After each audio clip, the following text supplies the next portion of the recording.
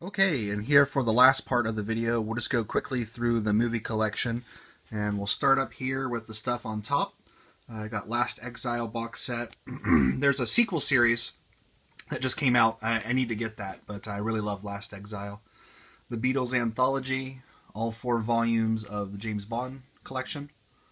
Good, Bad, and the Ugly, Bonnie and Clyde. These ones just don't fit in the shelf. That's why they're up there. There is my Life Aquatic with Steve Zissou toboggan that I got for pre-ordering the movie when it came out way back in the day. Godzilla, the original Japanese version.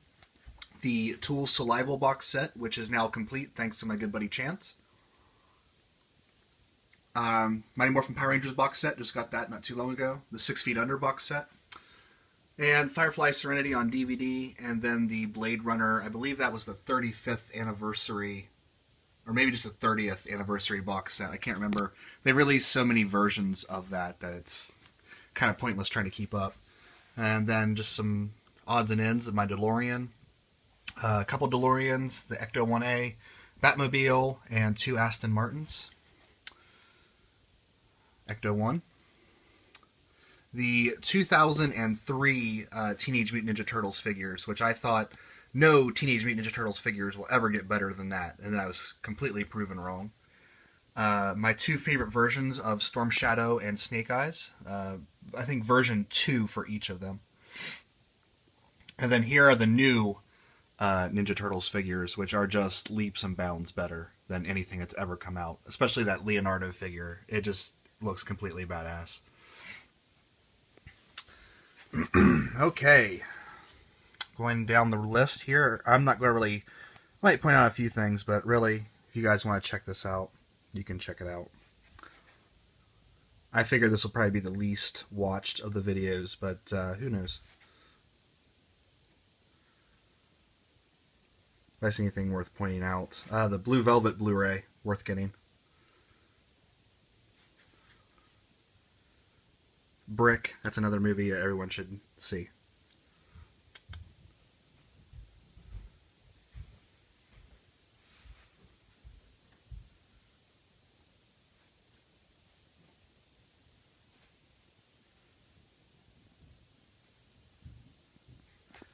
We need a sequel to this. Definitely need a sequel. With Devil's Backbone, everyone should check out Devil's Backbone too. It's a great companion piece to Pan's Labyrinth. There's the James Bond box sets. We're going to go out of alphabetical order because I don't really feel like doing whip pans back to the beginning of the section, so we'll just go backwards. Where's my hand? There we go. This movie right here is absolutely insane, and I think everyone should watch it. It's amazing. I wasn't sure what I was watching the entire time. This is another one of those weird movies that everyone should see. Holy Mountain. Hook. Every time I watch this movie, it makes me cry, so I rarely watch it. The Harry Potter's on Blu-ray. This is actually a Canadian version that I got for like $9 at a Myers, so that's why that's the only Ultimate Edition I have.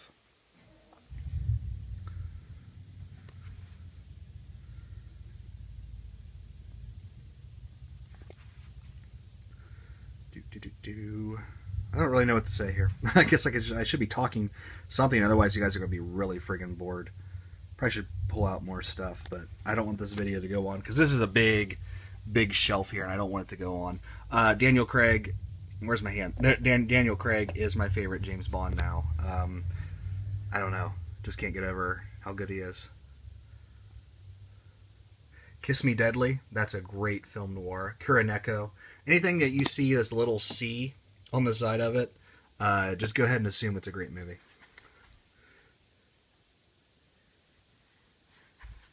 That's the Lord of the Rings. There we go. Now you can see it. I still haven't seen the second Hobbit movie. Really, I don't know. I just don't have any excitement to go see it.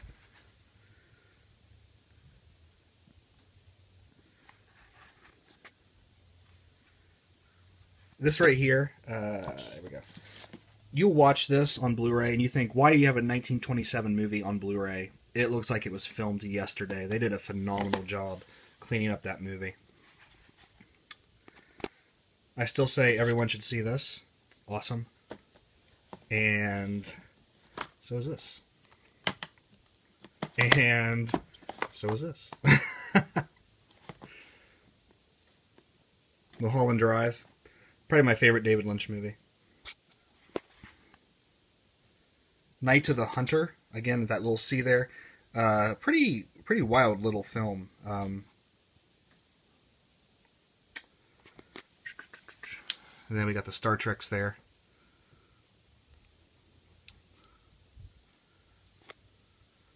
This is a collection of several spaghetti westerns, and it actually reminded me, I forgot to point something out. I'll see if I can pick it up when we go past it.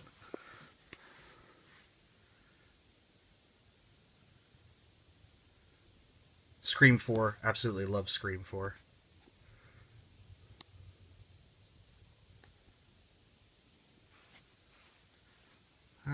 Where LM? Okay, we're not there yet. Well, where is it? Oh, it's way up here. Hold on. Kioma. If you can ever find this movie, speaking of spaghetti westerns, if you can ever find this movie, this is brilliant. You guys should definitely check that out. That's why I forgot to point it out, because it's got the Grand Duel on that Blu-ray as well, so it's in the G's. The Prowler. This is a fantastic film noir. Definitely a weird one, though. And so usually in film noir, it's a female leading a man into trouble, and in this one, it's this guy just won't leave this chick alone. So I guess it is a female leading a man into trouble, but it's a little bit reversed. There is my Star Wars collection. Now you'll see that I have a bunch of versions of the originals. That's because these are burnt copies of the original laser discs. So I do have the original trilogy as it was preserved on DVD.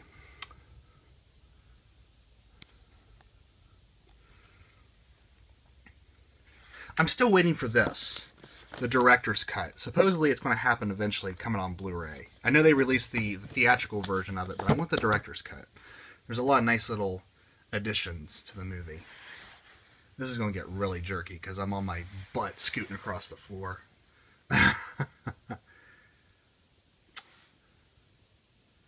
With Nail and I. God damn it. This is actually a really awesome, crazy movie. Unfortunately, the Criterion version here is just letterboxed. It's not like, if you watch it on your big TV, it actually looks like that. Like, this is the frame of the movie, and then you have all this space around it. It's really bizarre. I don't know why they chose to do that instead of have it fill the entire screen. My music DVDs there. Okay, and then we're going to go into the TV shows. Love, love, love Battlestar Galactica. And then this show as well. If you guys have not seen Babylon 5, it was essentially Battlestar Galactica before Battlestar Galactica. Really, really crazy how intricate the plots get. And it's mostly because J. Michael Straczynski wrote the entire series by himself for the most part. Avatar, Arrested Development. Really sad that that show just, I don't know what, it's a perfect show, and for some reason it just couldn't catch the zeitgeist, and luckily Netflix brought it back, and hopefully they keep it going, because it's a perfect show. Angel, not as good as Buffy, but you know, still gotta have it. Adventures of Pete and Pete. This is like the best distillation of childhood ever, because it's exactly as you remember your own childhood, which is larger than life and filled with all these crazy details, and they probably never really actually happened, but it's just how you remember your own childhood, you know, being. And unfortunately, they never released season 3 officially. Adventure Time, and then here's some documentaries. And this one, I did a video about it a really long time ago. This is a story of Centralia, Pennsylvania, which is one of the inspirations for Silent Hill. A coal fire was lit underneath the town accidentally, and like smoke is like streaming out of the streets, and the town had to be evacuated, and a few people still live there. But kind of in the Silent Hill movie, how they present Silent Hill as being a dead town like that is kind of, you know, the idea of Centralia. But they tore Centralia down as people left, so it wasn't like an actual ghost city setting there. But the streets are all there, and it's still kind of creepy.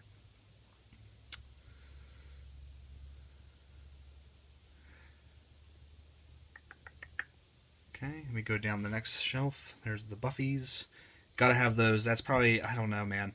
That show was like religion to me as a kid. It was so good. I guess, well, 90, when did it start? 97?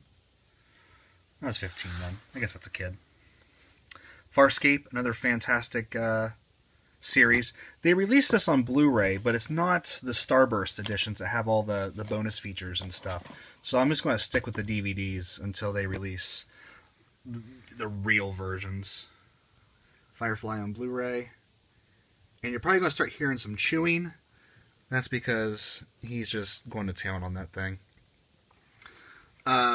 It's Always Sunny in Philadelphia, Mad Men. Man-Stroke Woman.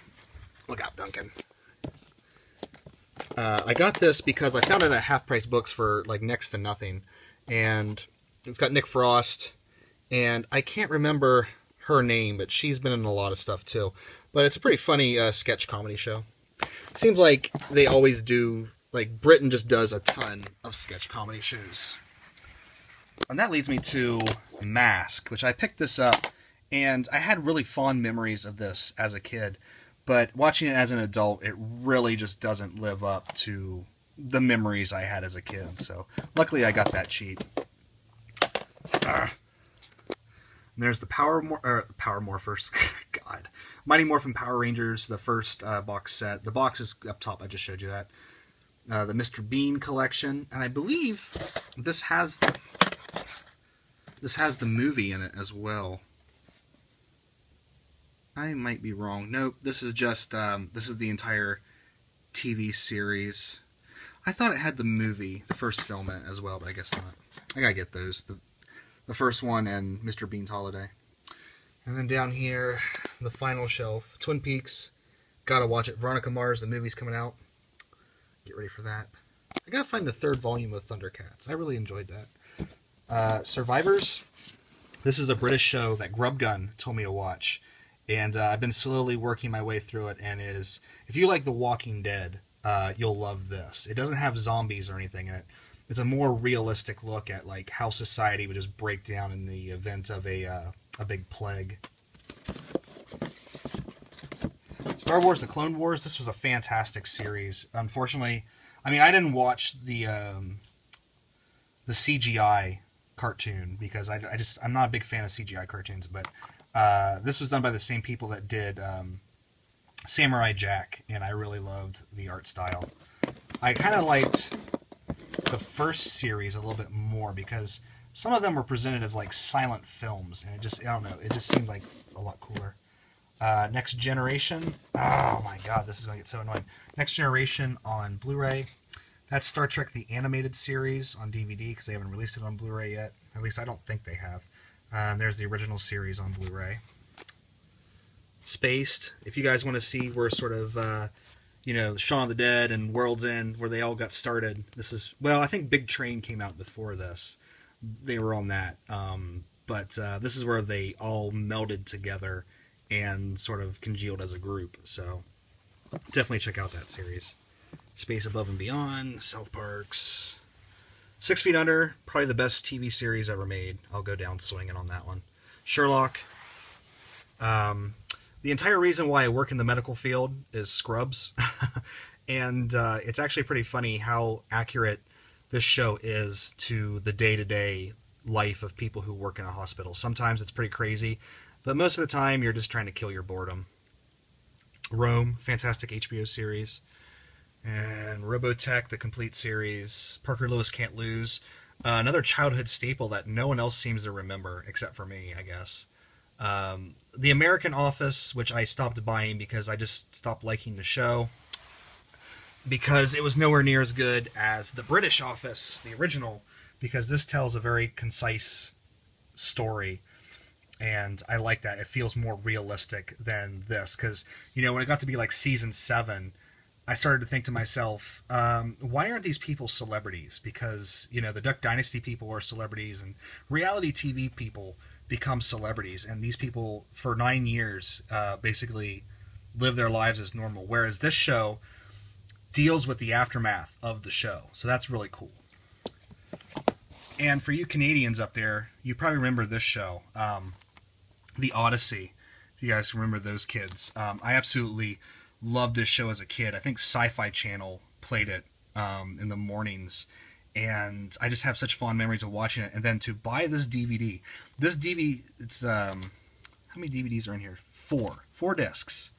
This is $100. That's how much I love this show as a kid, and it's probably one of the most inventive shows.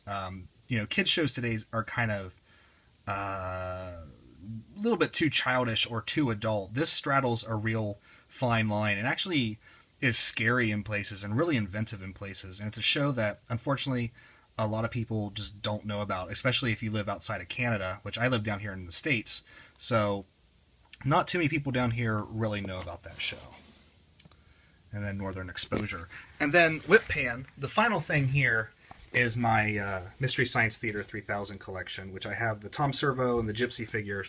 And then I have a bunch of these, which I love this show to death. And as far as I'm concerned, you can never have too many. Yes, I have the DVD.